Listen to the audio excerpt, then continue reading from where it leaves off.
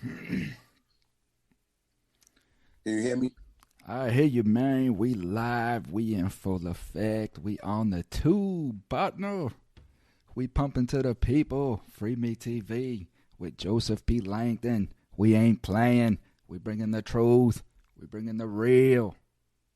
What's up, For partner? sure. You already know, man. You know, we got a serious problem right now. Ain't no It's a question, state man. of emergency. It's a state of an emergency. And unlike many other people, we proactive out here, right? We fighting the power. It is important that people understand their power. The power you exercise, the power you possess. When they say by the people, for the people, what they're saying is you are included. Your voice matters. Your concept on life matters.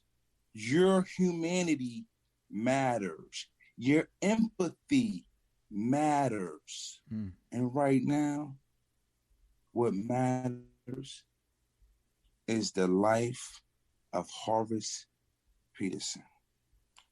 This story is so profound and that even a toddler will understand this is oppression in its fullest extent. Mr. Peterson, who was incarcerated in the 1970s, way before they had first degree, second degree, third degree manslaughter, or whatever the case may be when it comes to homicides. So these was not involved in Mr. Peterson's case. There was no intent, basically. So if you was convicted of any type of murder, you were just given life without parole. Mr. Peterson, who was from Flint, Michigan, was in a record store with his partner. Unbeknownst to Mr. Peterson, his partner shot a woman in the store during a robbery. Mr. Peterson was convicted, as well as the man, first degree homicide. And Mr. Peterson did not have a gun, did not even know his friend was going to shoot this woman whatsoever. So 7 years later, after being convicted of first degree murder, they changed the law. And the law was changed to this: first degree, second degree, third degree, which means you had to prove the intent. You had to prove the intent of what was going on at that particular time for them to have a real conviction. So from them 7 years up until they changed the law, everybody in between, they don't have an opportunity to go home, right? But why did they change the law? Because they know they was wrong. It's a miscarriage of justice. Now, I want you to envision this, comrade, because you're very intellectual, you're very reasonable and rational, and you understand what's going on when it comes to the criminal justice system. Thank you. Now, anybody who has a grandfather, a father, a brother, or anyone who could just envision something that's way beyond their own circumstances, right? You'll be able to understand what I'm telling you. And what I'm telling you is this: Mr. Horace Peterson has been incarcerated since the age of 20. Yes. 48 years later. You do the math. So that makes him 68 years old. He's been sitting and rotting in a prison cell for a crime he didn't commit. His grandson, which is Eric Woodyard, an ESPN journalist, which is a good comrade of mine, when he explained to me what happened to his grandfather, I immediately felt it was imperative for me to attack with pit bull ferocity, because I know and understand that it's only one way you can get things done, and that's with the people. So I'm making a public announcement. I reached out to every comrade that I know that are proactive. I shared the storyline, to let them know that this is not something that they're just fighting for with no merit. And at this particular time, Eric Woodyard is willing to do anything within his capacity, outside of his capacity, or whatever has to be done to free his grandfather, who has been instrumental in his life. He's actually the reason why he's who he is right now. So me being empathetic and me knowing how this game works as far as the judicial system, me doing 22 years in there and being free, 7 months, and you doing 13 years in there, and you knowing like firsthand the miscarriage of justice. So with that being said, think about your grandfather. Think about your fathers. Think about your brothers. Think about all of these people who just sit in these cells, who don't have a platform, who don't have a challenge, and who don't have a fight. But he does. He has a platform. And we need this petition to be signed. Mm-hmm. This petition will be shared on every major platform. We have to get Horace Peterson out of prison. This is a state of emergency. I don't care if you're white. I don't care if you're black. I don't care if you're poor. I don't care if you're rich. What I do care about is your heart and your intent and your humanity and you being a human, knowing and understanding that this is fucked up. This is fucked up. Yeah, that right? is, man. Do you agree, Thomas Freeman? Man, I mean, how could I not? First off, how old is Eric? Do you know offhand? Eric is, yes. I think he's 32 or 33. Okay, he's not 48. He might be 34. He's not 48 or older. No. Okay. He's not even in his 40s. He's in his mid-30s. Put it like that. So this gentleman has never met his grandfather outside of those gates. Yes. And yet this man is pushing to free his grandfather. There's not many men, there's not many people like that, No. That's astounding. And for somebody like me, I can just hope that I have grandchildren that want to ride for me like that. That's what we hope for, man. I'm sure Horace is a proud man, Yes, so he is. So I do agree, man. I mean, we have to get this man home. 48 years.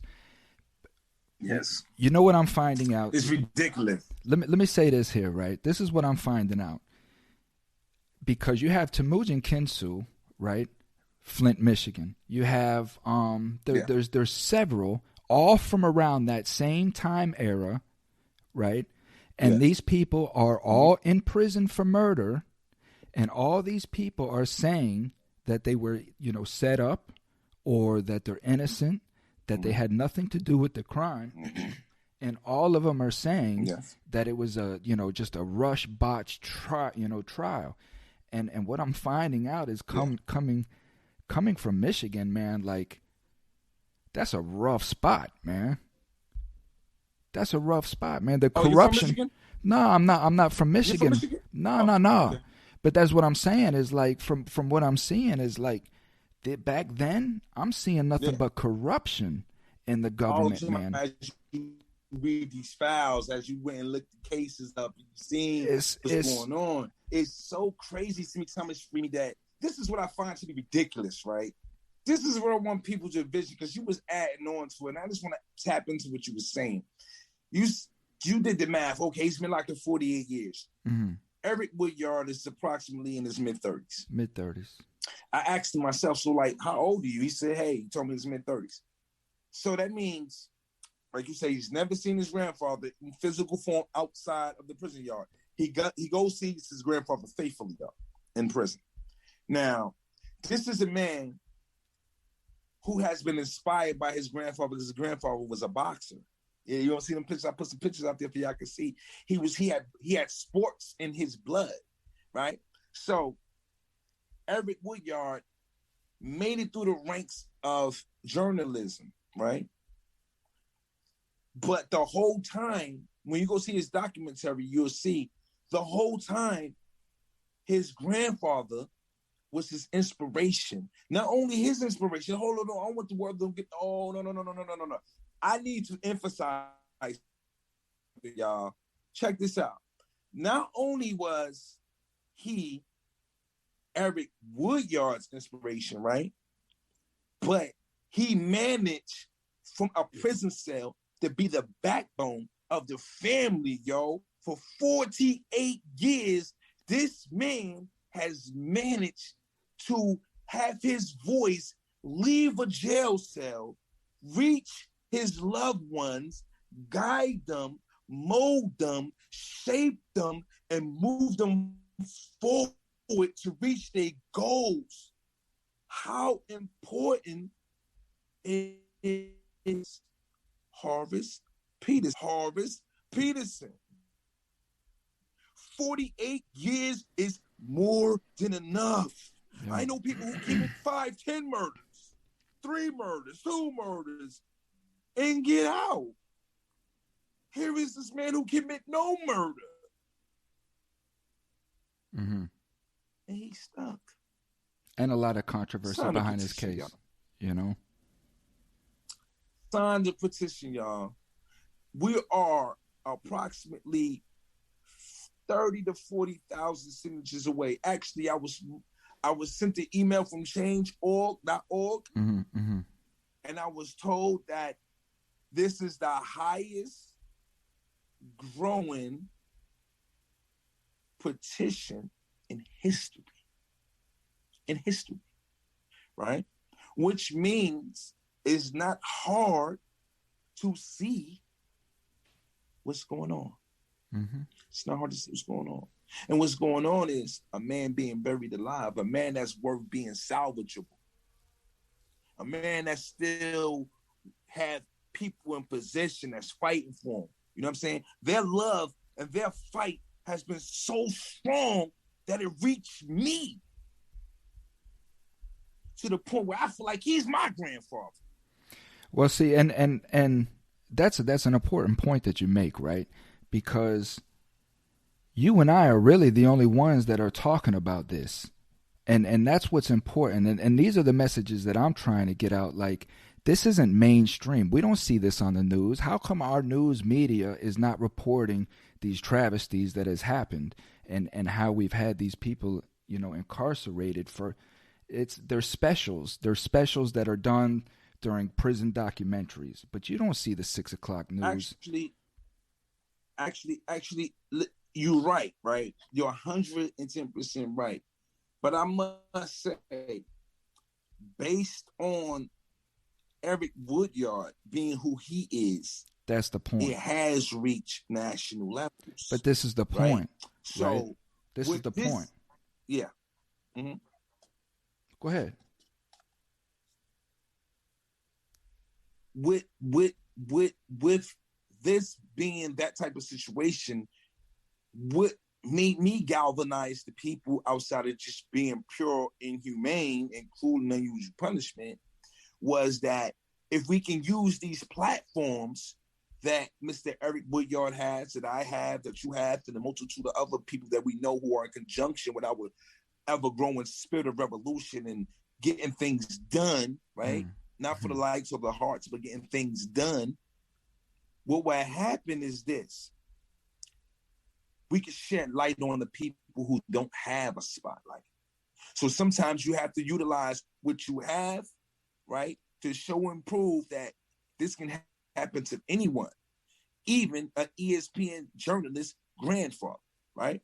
So you utilize those platforms and you show them that, hey, a misjustice anywhere is a misjustice everywhere, right? And then what happens is you can utilize that same platform because now you're believable. Because people can now conceive what you're telling them and say, hey, this is foul. Didn't notice what's going on in America, right? So that's how we use one door to open up 1,000. And that's what we're doing right now. But see, again, that's what we're doing right now. And that's what solidifies my point, is is like Eric Woodyard, and of course he's a man that would have to speak to that himself. But I'm willing to bet, that his whole life has been hampered in such a way because of this stigma about prisoners, him having a grandfather in prison, especially where he's at, him being an ESPN analyst, right? He's in corporate. That's corporate life. There's a lot of going on in life right now, and trust me, I'm willing to bet that he has to be very, very careful on who he talks about these things. So what I'm saying is that we have to erase this stigma, right? That we shouldn't be scared to speak about our brothers, our sisters, our grandfathers, our children that are incarcerated. Like, these people need help. You know what I mean? And the more that we're scared to talk about it because people are going to have their own opinions, right, is the more that these people are sitting in their cells for 48 years being ignored. This is how this happens. This is how Temujin Kinsu sits in his cell for 35 years, innocent. Yeah, right? Mumi Abu Jamal. So we can sit here all day. We can name and name. So many. And this is like, when is it gonna stop? It has to stop somewhere. So as I say, I do not negotiate with terrorists. Right? This is my new mantra, man. This is my new mantra. This is what I'm saying. The government don't negotiate with terrorists. I don't negotiate with terrorists. You understand what I'm saying? So therefore, with that, the people that I'm trying to reach are my brothers and sisters, my American citizens, man. Mm-hmm. And we have to put aside all of this arguing and all this fussing. We have to stop robbing each other, killing each other, because this is what they want. In the meanwhile, while we're all doing this, Horace Peterson. You talk about the best one. Yeah, because I was just watching the thing with Horace Grant, man, too. But Horace Peterson, Temujin Chicago Kinsu, Bulls, Horace Peterson. All of these people are still sitting in prison while we're out here fussing about things out here that the government is creating us to fuss over. It's like, wake up, man. Wake up. There's bigger things. And it's sad, but guess what? That's why you and I here. Right? We are tackling the issues that really matter, opposed to getting on YouTube and telling people how big our gun is. Or how many people head we stomped in. Yeah. We'll get to all that because that's part of the game too. But here we are, fighting for the rights. We don't care if you're white, black, Chinese. If you're wrong, government, we're here. And we're going to fight. And I want to play this song for y'all just so y'all can know that this is serious. This is a song that was made for my mom.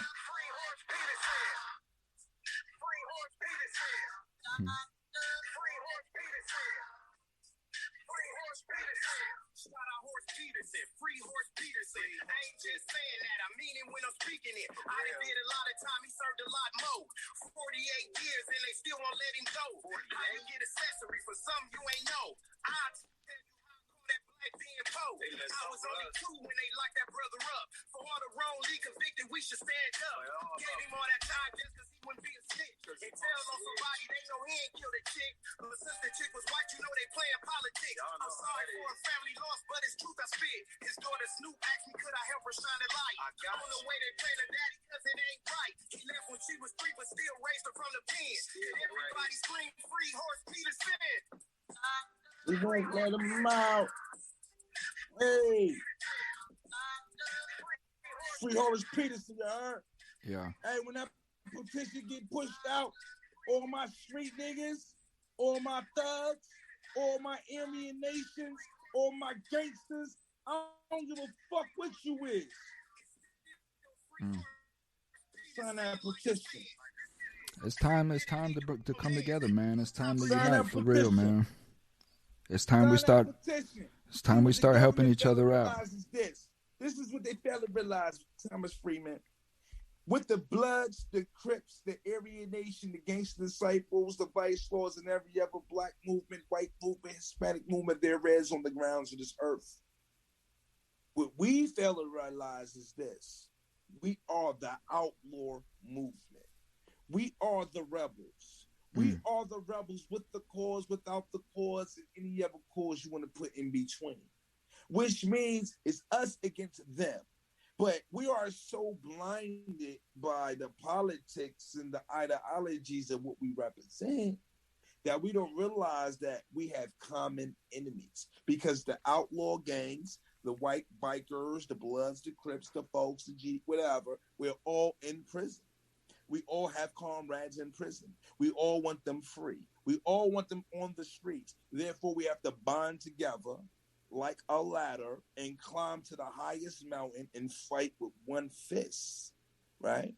It don't matter if it's a black fist, a white fist, a red fist. We can put them all together and make it a rainbow fist. And I ain't talking about that rainbow. I'm just talking about the rainbow with anger and pain, the revolutionary angel.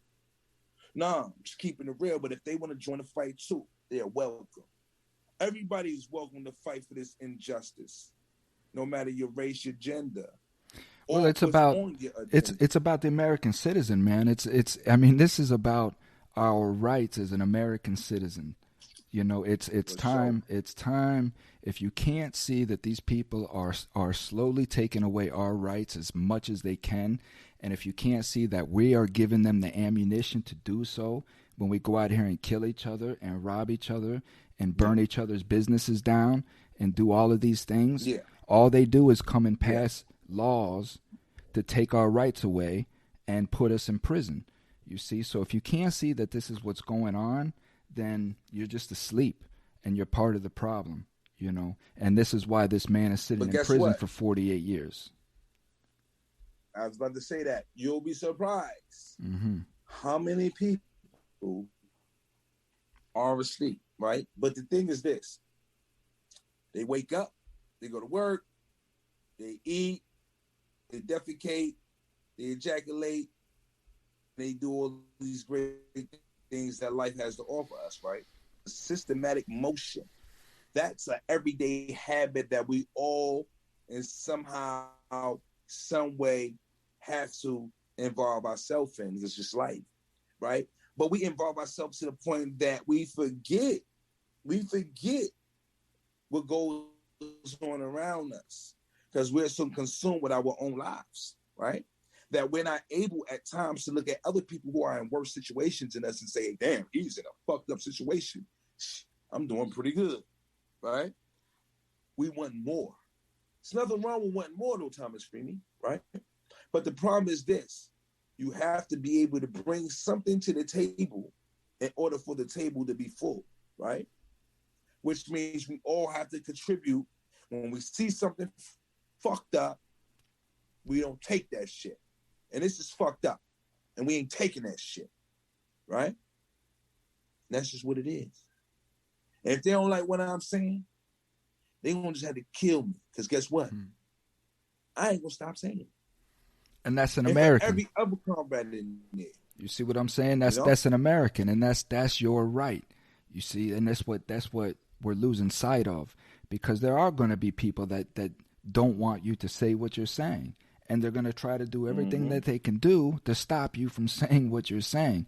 And this is the egregiousness of what's going on. You know, so listen, what do we got going on tomorrow, man? Let the people know. Yeah, tomorrow, as we doing it big. We doing it big.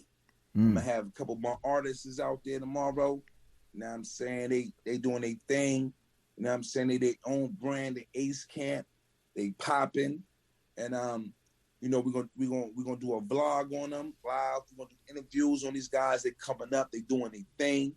You know, we're gonna speak about, you know what I'm saying, the injustice. We're gonna talk about the guys in prison, the many comrades that we do know, who we know personally, who when they get out of prison, they don't have opportunities. So we're gonna show them ways to provide opportunities for them to win, to be entrepreneurs. And then ultimately, we're gonna talk about Horace Peterson. We're gonna promote the petition. This is how serious we is about this. We throwing a concert I wouldn't say it's going to be like a concert like the level of, Little Baby or Michael Jackson or anything like that, but more so just to get together people, you know what I'm saying? Just a gathering, man, for real. Just some good times, man, for real. All in the name of Horace, man. Love for each other, and we're showing that we can come together and celebrate life, and at the same time celebrate our comrades who are incarcerated, and show and prove that they really live through us vicariously. No question. So that's what it is. So I say around the evening time is going down. We will keep y'all updated. Yep. Hit the subscribe button. Music. Hit the notification button. That way you'll know live, man, when it comes. Yeah. Hit all that stuff, for man. For sure. We got Thomas Free Me TV. Tap into that. We got No Comrades Left Behind TV. Make sure y'all subscribe, share, like that. We are moving together. We are a unit. And we need y'all. Yeah, man. See, what people fail to realize is this, and I have to say this. When you look at an ant, right? When you look at little itty bitty ants, sometimes you need a little magnifying glass to see them. Mm-hmm. When you were younger, maybe when you're older, whenever you identify this, you see this little itty bitty ant holding up a big piece of chip, a potato chip. And you think, like, how did this little itty bitty ant pick up this chip? Right? It's impossible for this little itty bitty bug this big to pick up a chip that big, right? And then you say, okay, well, and then you see like 4 or 5 of them together, and they got a chicken bone in their hand. And you say, how did these 5 little ants just carry this chicken bone? Yeah. Right? It's unbelievable, right? But the power of ants when they come together, the ant colony, when they call on each other and they form, because they know they have a mission ahead of them. They know that mission is heavy. It's heavy in just 5 of them or 6 of them or 10 of them. They need the army, they need the colony, and they can move a cow, right? And the point I'm trying to make is this. When we come together like that ant colony, because we all strong by ourselves. We all strong by ourselves. We are strong people. Human beings are one strong people, right? But when we come together like that ant colony, guess what happens? Mm-hmm. Shit gets done. Lift up anything. Shit gets done, man. We can lift up any motherfucking thing. Ain't no question. Can't nothing fuck ant colony. Power in the and people, man. The ant colony don't ask each other, is you the female, or you the male, or you white, you black, what side of town you from? They don't give a fuck about that. Because all they know is get the job done. Mm-hmm. And that's what we are. We're the ant colony. We're the ant colony, right? And guess what? We're going to get shit done. Because we relentless. You know what I mean? So I want to salute my comrades out there. I want to salute Thomas Freeman because you believed in me and I believed in you from the day I met you, man. You's a good dude. You didn't go with nobody else's narrative. You stick to the script. You stick to what you believe in, and you're going to get greatness for that, right? I appreciate that. I stick to what I believed in, and I'm going to get greatness for that, right? Because guess what? Greatness come with time. But when you're telling the truth, greatness come immediately, even without the views. We feel good about ourselves, right? But we need the views, because we need the views so the message can be spreaded, right? We need the people. So I just want to salute y'all out there. Thomas Freeman, you're a good dude, man. You're my soldier, man. You're a good guy, man. He put together a beautiful video for Horace Peterson, man. And I just want to thank all y'all out there who signed that petition so far. And for those who didn't sign it, please. As you can see, I don't talk about nothing but Horace Peterson, because that's been consuming my soul right now. Well, there's no reason why you wouldn't sign it. I mean, this is an innocent man in prison, 48 years. Come on, man, for real. Why would you not sign the petition? I'm going to put the petition in the link to this here so they can just go to it and sign it. Please do that, man. Do that. If you don't, if you have a reason why, let me know in the comments. Just say, this is why I don't feel like I want to sign. Because I'm just curious as to why you wouldn't sign it, you know? I mean, because it would be no reason why. It's a free man. It's a free man in prison. So tomorrow, we're gonna be on Thomas Freeman. We're gonna be in No Comrades Left Behind TV. We're gonna be on Facebook. We're gonna be on Instagram, and we're gonna do this big. And we're gonna salute Horace Peterson.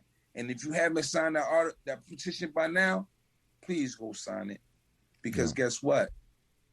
I look at him like he's my grandfather. So until tomorrow, Thomas Freeman, you stay strong. And Horace Peterson, we fighting for you out here. I hope you hear our voice. I hope you hear the beats of our hearts thriving and banging through the warrior system for you, man. Because we here and we ain't playing. Because you locked up, we feel like we locked up too. All right? Stay strong, brother. I'll see you tomorrow. No question. Take care, man. Thank you, man. Peace. So all those out there, peace, man. One love.